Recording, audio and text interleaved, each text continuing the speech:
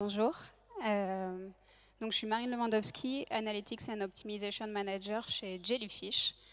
Jellyfish, c'est un partenaire data-driven mondial composé de 1200 experts dans le digital, répartis sur 17 pays, sur 4 continents.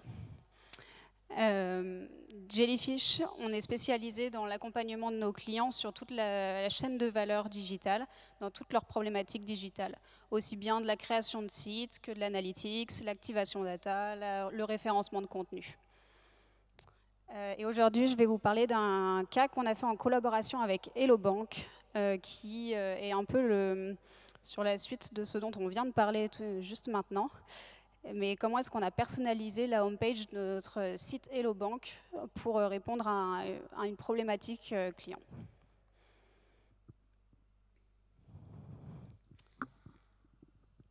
Pour mettre un peu de contexte, Hello Bank, comme vous le savez sûrement, c'est la banque en ligne d'Hello Bank qui a été lancée en 2013.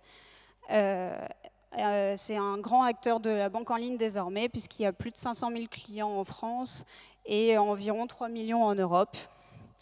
Hello Bank, c'est également un acteur très mature dans le digital et il collabore avec Jellyfish depuis 2014 sur la partie média et depuis 2015 sur la partie CRO, c'est-à-dire l'A/B testing, la personnalisation.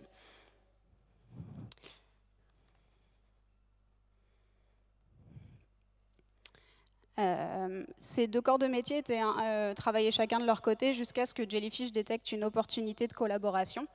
En fait, on a détecté un besoin spécifique du client qui était de parler spécifiquement aux étudiants et de pouvoir leur proposer une offre qui leur était propre.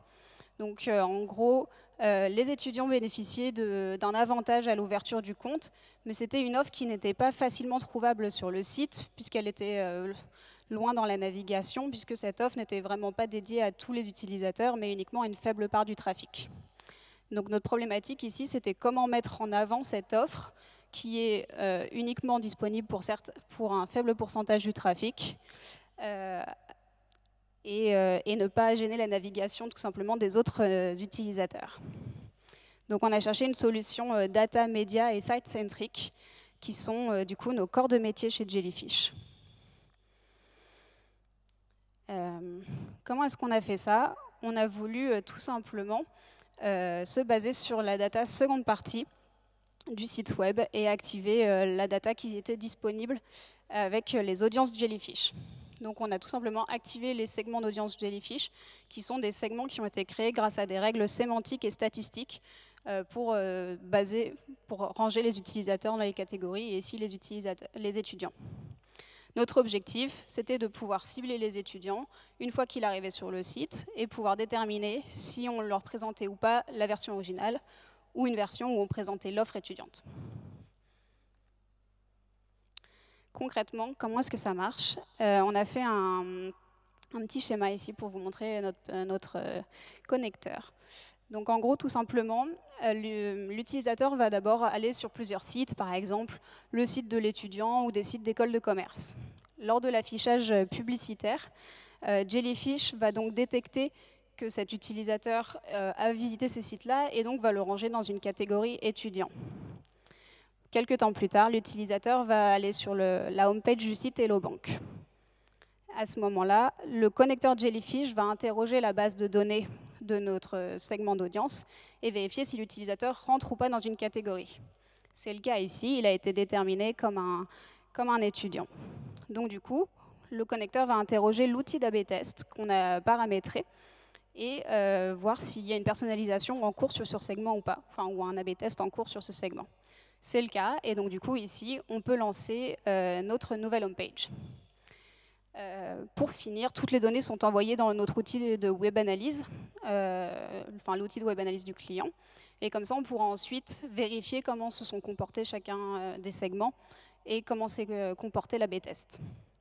Il faut savoir que du coup, tout ça, ça doit se passer en quelques millièmes de seconde, puisqu'on ne veut pas qu'il y ait un effet flash sur le site, c'est-à-dire on ne veut pas qu'il y ait trop de monde, trop de temps où l'on voit la version originale du site et on ne voit pas la personnalisation. Donc, s'il n'y a pas de réponse du connecteur en moins d'une seconde, la personnalisation ne s'affichera pas. On a repris nos bonnes pratiques d'amélioration continue et donc on a créé un plan de test. C'est-à-dire qu'en fait, on a lancé cette personnalisation sous la forme d'un A/B test. On a pris ce segment étudiant et on a dit que 50% des utilisateurs étudiants verraient la version originale du site et 50% verraient notre personnalisation, avec une petite modification, comme on va le voir juste après. Et donc le but, c'est de pouvoir voir laquelle des deux variations est la plus performante. Est-ce que c'était la version originale ou l'autre?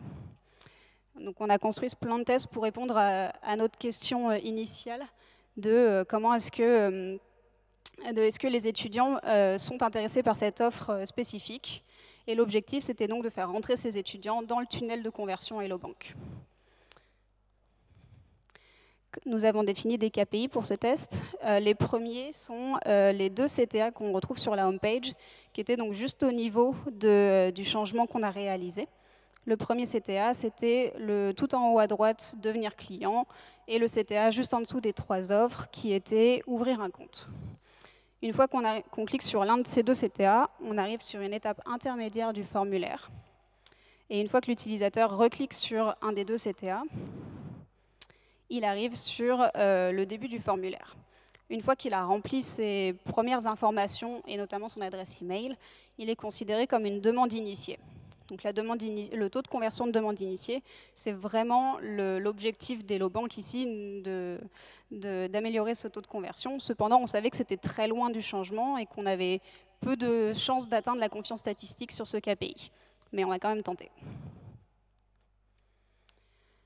Comme vous pouvez le voir ici, c'est le changement qu'on a mis en place. Alors, on n'a pas fait un très grand changement, hein, comme vous pouvez voir, c'est vraiment tout petit, mais c'était vraiment pertinent uniquement pour les étudiants. Pour tout autre utilisateur, il aurait mieux fallu voir la version originale. Et c'est donc ici que la définition du segment étudiant était vraiment importante, pour que ce soit uniquement des gens qui sont vraiment concernés par cette offre qui voient cet affichage. Donc, l'affichage, c'était que l'offre étudiante permettait d'ouvrir son compte sans condition de revenu, ce qui pouvait être un gros frein à la conversion pour tout étudiant qui regardait les conditions générales sans avoir fouillé s'il y avait une offre étudiante sur le site. Et tout ce changement, donc on a fait uniquement ce petit changement, est visible au-dessus de la ligne de flottaison. Ça, c'était important pour nous, pour que l'utilisateur n'ait pas besoin de scroller ou de fouiller encore une fois pour voir ce changement.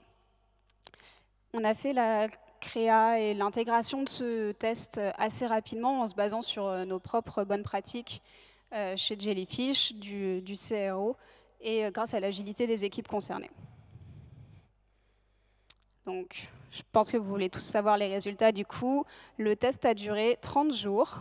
Et en fait, on va commencer par regarder en haut à droite les résultats, puisque ce sont les 2 KPI primaires, les 2 taux de clic.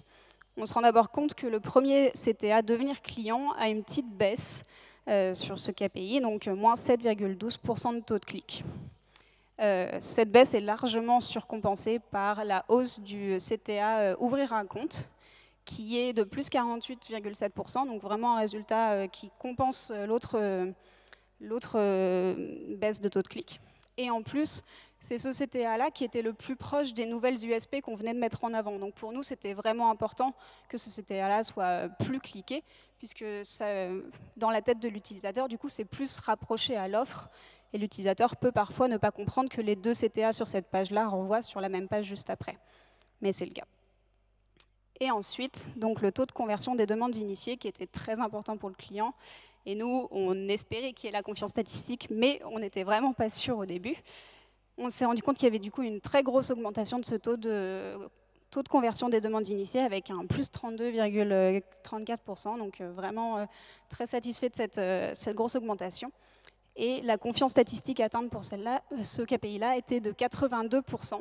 Donc ça veut dire qu'il y a 8 chances sur 10 que le résultat suive les mêmes tendances s'il est implémenté et qu'il dure plus longtemps sur le site. Donc ça, c'est une très bonne tendance et on est très content d'avoir eu cette bonne surprise de confiance statistique sur ce KPI-là. La collaboration entre les équipes médias et CRO, c'est un sujet qui est chez de nombreux annonceurs. Enfin, en tout cas, la collaboration entre de nombreuses équipes, c'est un vrai sujet et qui a un vrai potentiel de gain business.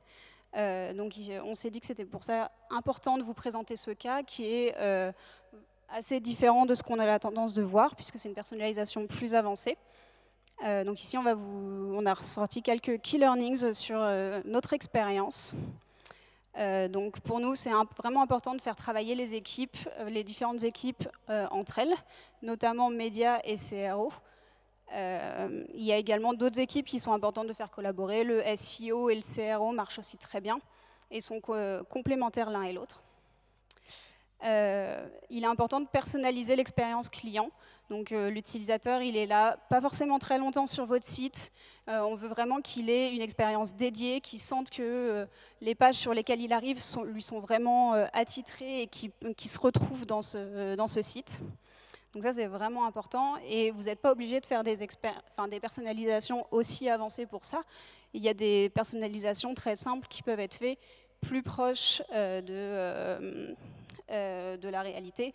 Enfin, par exemple, des personnalisations sur des nouveaux utilisateurs contre les returning, pour certains, pousser plus de propositions de valeur, et pour d'autres, pousser plus des avantages pour revenir, pour convertir.